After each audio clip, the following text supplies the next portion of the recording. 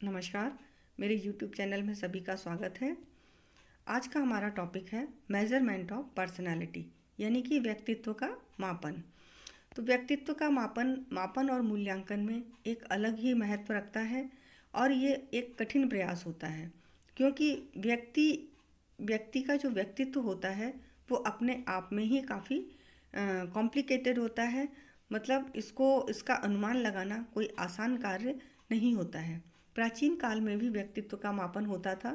तब क्या सोचा जाता था कि जो व्यक्तित्व होता है उसको व्यक्ति के व्यवहार से संबंधित किया जाता था और उसको देख के उसके व्यक्तित्व का अनुमान लगाया जाता था।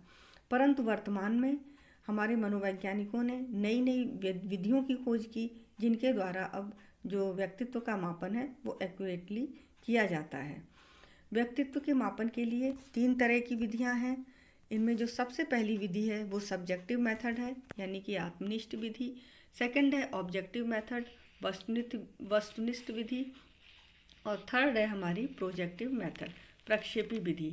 तो जो सब्जेक्टिव मेथड होता है, इसमें जो मापन करता होता है उसके मनोभाव और उसके पूर्वाग्रहों का प्रभाव कहीं ना कहीं उसके जो रिजल्ट्स होते हैं व्यक्तित्व के, उन पर पड़ सकता है। तो इसमें जो मापनकर्ता की पसंद नापसंद, उसकी अपनी मान्यताएं, उसके अपने व्यक्तिगत मानदंड, इनको मापन को प्रभावित करते हैं। सेकंड हमारा आता है ऑब्जेक्टिव मेथड, वस्तुनिष्ठ विधि।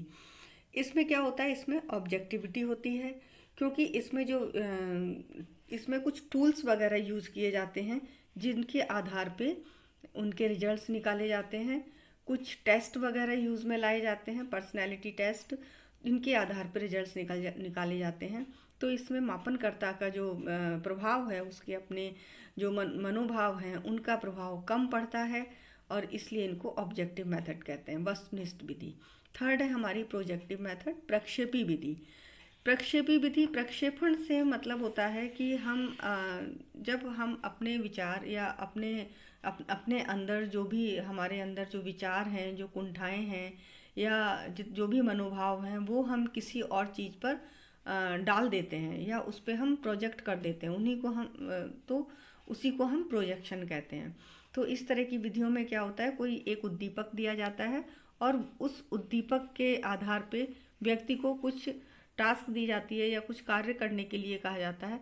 तो वो जब वो कार्य करता है तो कहीं जो उसके मनोभाव या मनोदशाएं होती हैं वो सब उसके ऊपर आ जाती हैं। तो इससे व्यक्तित्व का अनुमान लगाया जाता है।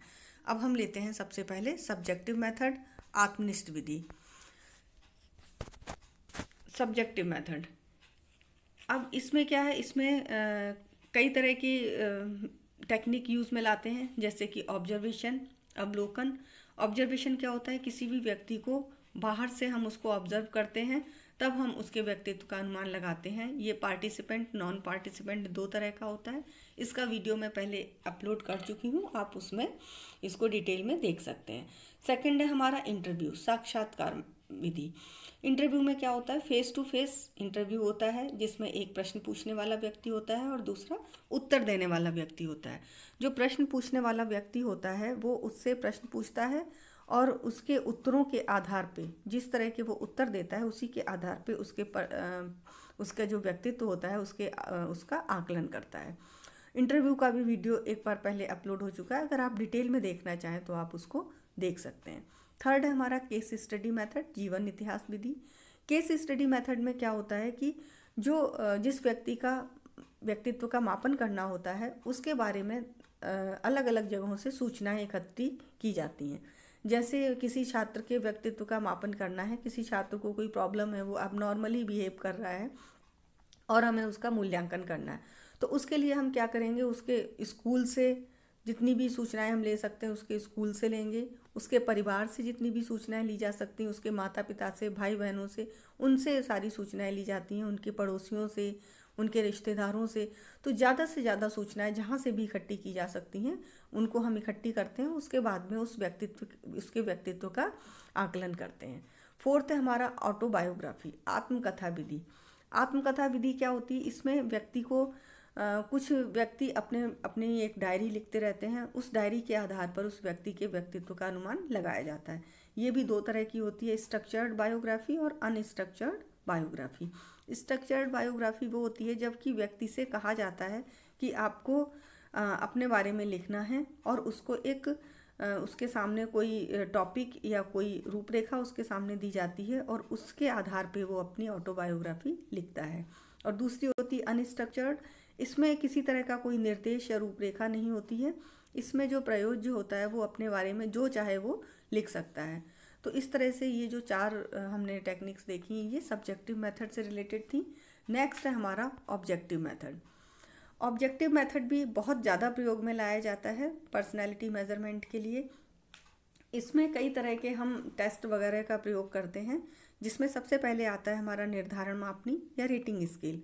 रेटिंग स्केल क्या होता है? रेटिंग स्केल में अलग अलग पॉइंट्स दिए जाते हैं और उसमें ये कई तरह की होती हैं, जैसे कि numerical scale, checklist, graphic scale, force choice scale. तो इस तरह की स्केल्स में कुछ स्टेटमेंट्स होते हैं। उन स्टेटमेंट के आधार पे जो प्रयोज्य होता है जिसके कि व्यक्तित्व का मापन करना होता है वह अपने प्रेफरेंस को बताता है कि वो उस स्टेटमेंट से सहमत है या नहीं है। सहमत है तो कितना सहमत है, वो कुछ पॉइंट्स पे इसको बताता है। जैसे उसी आधार पे हम इसको 5 point rating scale, 7 point rating scale, 3 point rating scale, इस तरह से इसको हम नाम देते हैं।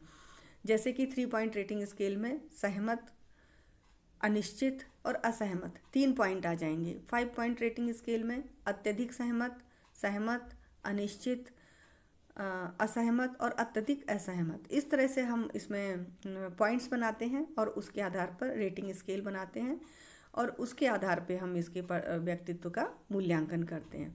दूसरा हमारा है इन्वेंट्री और क्वेश्चनर। इसमें परसूची या प्रश्नावली आती हैं। ये भी बहुत ज़्यादा प्रयोग में लाया जाता है पर्सनालिटी मेजरमेंट के लिए और बहुत इफ़ेक्टिवली ये प्रयोग में लाया जाता है। इसमें जो पर्सनालिटी मेजरमेंट में सबसे पहले हम लेते हैं MPI, मॉड्सले पर्सनालिटी इन्वेंट्री। ये मॉड्सले ने बनाई थी और इसमें उन्होंने कुछ क्वेश्चंस दिए थे। उन क्वेश्चंस के आधार पे जो परिसूची जिसके व्यक्तित्व का मापन करना होता है वो क्या करता है, इसको भरता है और उसको भर के जब वो मापनकर्ता को देता है तो मापनकर्ता उसी आधार पे उसके पर्सनैलिटी का असेसमेंट करते हैं। दूसरा हमारा है MMPI, मिनेसोटा मल्टीफेजिक पर्सनैलिटी इन्वेंट्री। इसको हतावे एंड मैकिनले ने 1940 में बनाया था। ये भी बहुत इंपॉर्टेंट है, इससे अक्सर क्वेश्चन पूछा जाता है कि MMPI का कंस्ट्रक्शन किसने किया था और कब किया था। तो ये भी इन्वेंट्री है। इसमें भी क्वेश्चन होते हैं जिनको कि है ना, जो जिस व्यक्ति के व्यक्तित्व का मापन करना होता है वो उनको भर के देता है और जो मापन करता है उनके आधार पे उसका असेसमेंट करता है। क्वेश्चनर रेटिंग स्केल में क्या होती है? रेटिंग स्केल में मैंने बताया था कि 5 पॉइंट, 3 पॉइंट, उसमें केवल स्टेटमेंट दिए होते हैं और उसको टिक करना होता है। लेकिन प्रश्नावली में जो प्रश्नावली होती है वो एक उसमें प्रश्न होते हैं, उसमें हर तरह के प्रश्न होते हैं, मल्टीपल चॉइस भी होते हैं और उसमें ओपन एंडेड क्वेश्चंस भी होते हैं जिसमें कि उससे क्वेश्चन पूछा जाता है और उसमें वो लिख कर देता है, अपना 2-3 लाइन में भी आंसर कर सकता है। तो इस तरह से इन्वेंट्री और क्वेश्चनर पर्सनालिटी मेजरमेंट का एक महत्वपूर्ण टूल है जिसके द्वारा हम पर्सनालिटी का असेसमेंट करते हैं। थर्ड में हमारे आ जाते हैं सिचुएशन टेस्ट। सिचुएशन टेस्ट भी इम्पॉर्टेंट होते हैं। इसमें क्या होता है, इसमें साइकोमेट्री और साइकोड्रामा, समाजमिति और मनोनाटक, 2 तरह की टेक्निक इसमें आती हैं। इनमें सोशियोमेट्री में क्या करते हैं, सोशियोमेट्री में जैसे हमें किसी व्यक्ति का देखना है कि उसको पसंद करने और नापसंद करने वाले व्यक्ति कौन कौन हैं, या फिर हमें किसी ग्रुप में ये पता लगाना है कि इसमें जो सबसे ज़्यादा जिस व्यक्ति को पसंद किया जाता है वो कौन है और जो सबसे ज़्यादा अलग थलग व्यक्ति रहता है वो कौन सा है। तो इसके लिए हम सोशियोमेट्री टेक्निक का प्रयोग करते हैं। सेकंड है हमारा साइकोड्रामा। ये भी सिचुएशन टेस्ट में ही आता है।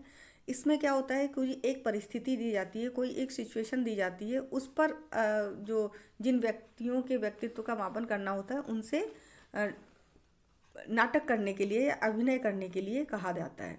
तो इसमें जो व्यक्ति होता है वो इस तरह से अभिनय करता है और उस अभिनय में उसके जो विचार होते हैं वो सब परिलक्षित होने लगते हैं और उसके आधार पे जो व्यक्ति होता है उसके व्यक्तित्व का मूल्यांकन किया जाता है। तो ये हमारे ऑब्जेक्टिव मेथड थे। नेक्स्ट है हमारे प्रोजेक्टिव मेथड। ये काफ़ी इम्पॉर्टेंट होते हैं और इनको हर कोई व्यक्ति इनको अप्लाई नहीं कर सकता है। इसको अप्लाई करने के लिए ट्रेंड जो साइकोलॉजिस्ट होते हैं वो इसको अप्लाई करते हैं। ये भी 5 प्रकार के होते हैं। सबसे पहला आता है एसोसिएशन टेक्निक, साहचर्य तकनीकी। साहचर्य तकनीकी में क्या होता है कि इसमें व्यक्ति को कोई सेंटेंस या फिर कोई शब्द दिया जाता है। शब्द इसको हम बोलते हैं वर्ड एसोसिएशन और सेंटेंस एसोसिएशन टेक्निक। कोई शब्द या कोई सेंटेंस दिया जाता है, उसके आधार पे उससे संबंधित कुछ भी उससे पूछा जाता है और उसी के आधार पे उसके व्यक्तित्व का मूल्यांकन किया जाता है। अगला है हमारा कंस्ट्रक्शन तकनीकी, रचना तकनीकी। इसमें भी रचना तकनीकी में भी क्या होता है कि उस व्यक्ति के सामने कोई भी पिक्चर, कोई भी वाक्य या कोई भी कहानी, कोई उद्दीपक दिया जाता है, उसके आधार पर उनको ये वाक्य, कविता, कहानी ये सब लिखने के लिए बोला जाता है। इसमें वो पिक्चर भी बना सकता है।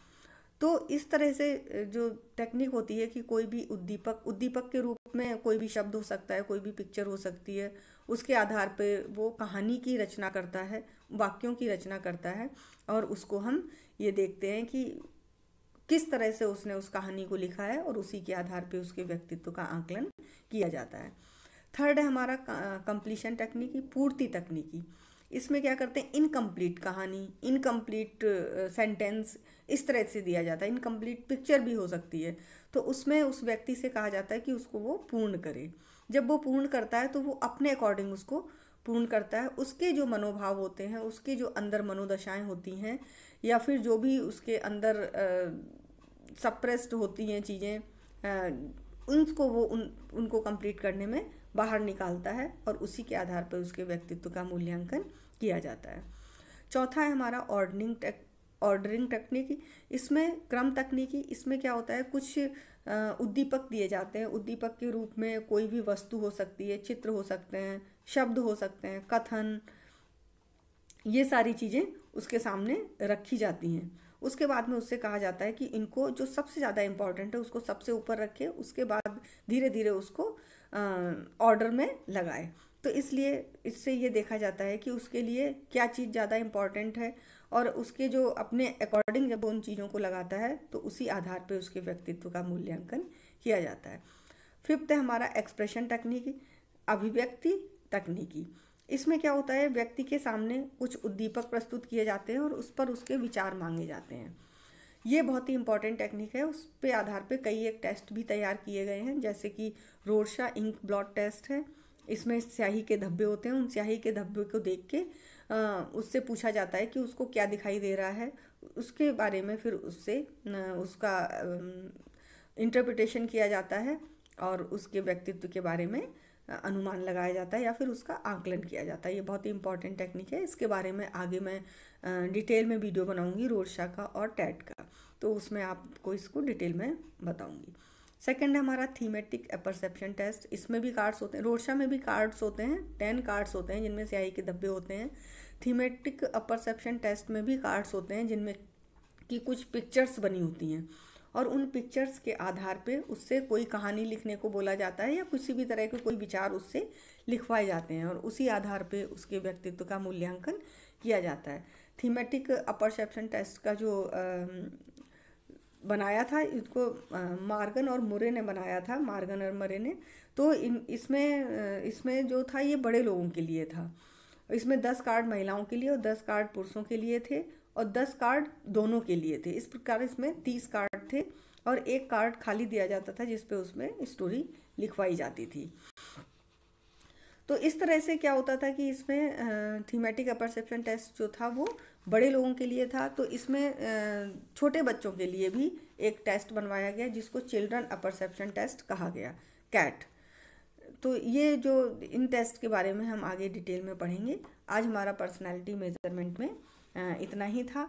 अगर आपको ये वीडियो पसंद आया हो तो चैनल को सब्सक्राइब करना ना भूलें और इसको लाइक करें।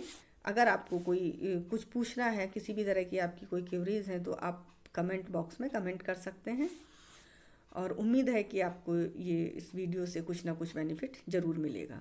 Thank you so much.